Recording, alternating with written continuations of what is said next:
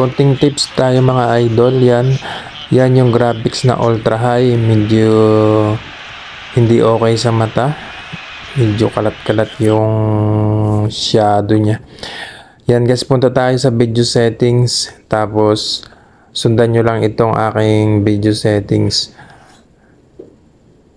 Bali, ang reflection ay i-off nyo mga boss, saka yung shadow ay ultra low lang. Tapos high na lahat and ultra high pagkaya ng inyong phone, ultra high and high. Bali, yung reflection lang po ang naka-off and yung shadow ay ultra low. Tingnan natin mga bossing sa in-game. Yan, pinas forward ko ng mga boss. Mas okay ito para sa akin mga bossing. Kung gusto niya naman ng smooth yung in-game, ganito yung gagawin lang. Yan guys, yung sa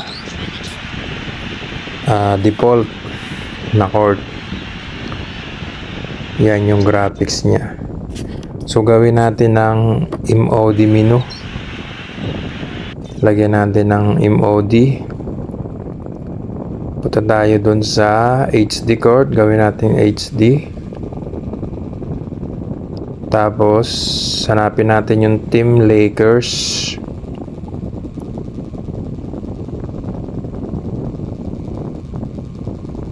Team Lakers. Yan guys.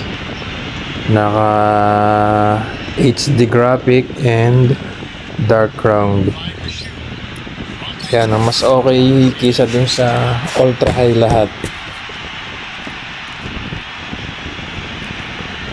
Medyo okay sa mata, hindi masakit sa mata. Para sa akin lang ito mga boss. Nasa sa inyo na kung gagawin nyo, pero ito yung the best para sa akin na video settings. At sa ano naman, camera, yan guys, drive and zoom ay 1 and height and 6. Tapos naka-off yung kay zoom, drive angle off, auto flip on. Yan guys yung camera settings na the best para sa akin. Drive camera, lalo sa my career, mas maganda ng ganun.